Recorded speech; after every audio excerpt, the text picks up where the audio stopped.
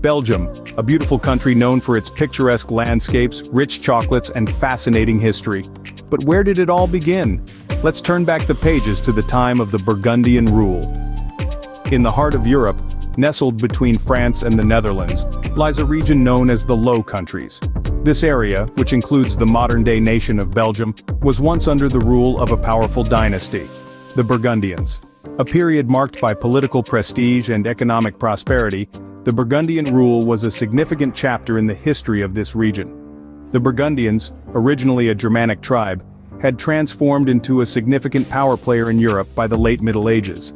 They held sway over a vast territory that stretched from the North Sea to the Swiss Alps, but it was their control over the Low Countries that truly marked their golden age. Under the Burgundians, the Low Countries experienced a remarkable transformation. The political and economic framework of the region underwent significant changes, laying the groundwork for the prosperous nation we know as Belgium today.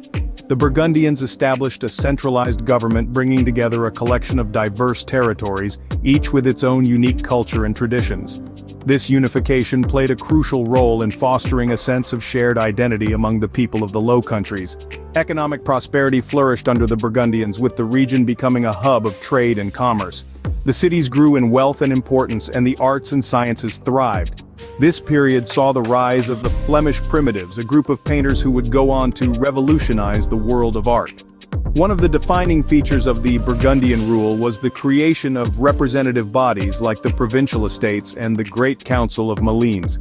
These institutions played a pivotal role in governance and justice, marking a significant step towards modern democratic practices. As all good things come to an end, so did the Burgundian Rule, setting the stage for the Spanish to step in. With the fall of the Burgundians, the Spanish Habsburgs and later the Austrian Habsburgs took over the reins of Belgium. The Spanish Habsburgs, descendants of the mighty House of Habsburg, ushered in an era of change for Belgium. The discontent brewing under their rule led to a revolutionary spark in 1567. This upheaval resulted in the formation of two significant unions, the Union of Arras and the Union of Utrecht. These unions, although born of the same revolutionary fervor, had distinct paths. The Union of Arras sought reconciliation and peace with the Spanish monarch, while the Union of Utrecht led the resistance against Spanish rule. In the year 1585, a significant shift in power dynamics occurred. The southern part of the Netherlands, now known as Belgium, recognized Philip II, the Spanish king, as its sovereign. This act of recognition marked the consolidation of Spanish rule over the region. Despite being under Spanish rule, the Spanish Netherlands enjoyed a degree of autonomy. A governor-general appointed by the Spanish monarch and councils, made up of local nobility, held the reins of power. This autonomy allowed the region to maintain a semblance of self-rule, despite being under the Spanish crown. Representative bodies played a crucial role in governance and justice during this period. The provincial estates, bodies representing the nobility, clergy, and commoners, were instrumental in managing local affairs. The Great Council of Malines, the highest court in the land, held jurisdiction over legal matters. These institutions, with their roots in local autonomy, were key in maintaining order and justice in the Spanish Netherlands. Despite the autonomy and relative peace, the constant warfare and financial strain were taking a toll on the southern provinces. The relentless conflicts and heavy taxation imposed by the Spanish and Austrian Habsburgs slowly began to impact the industrial activity and economic prosperity of the region. Yet, the spirit of the people remained unbroken, setting the stage for the revolutions and struggles for independence that were yet to come. As the Spanish and Austrian rule waned, the French and Dutch stepped in to shape Belgium's destiny. Now let's delve into the era of the French and Dutch rule, a transformative period that significantly influenced Belgium's political and cultural landscape. The French rule brought with it a wave of radical changes. Gone were the days of the old feudal system, replaced by a new administrative system that centralized power.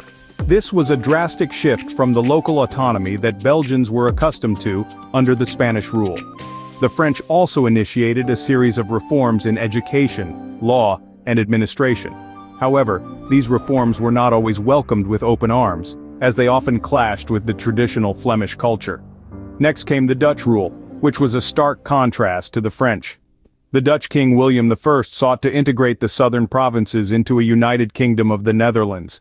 He implemented policies to promote the Dutch language and Protestant religion, which was met with resistance from the largely French-speaking and Catholic Belgians.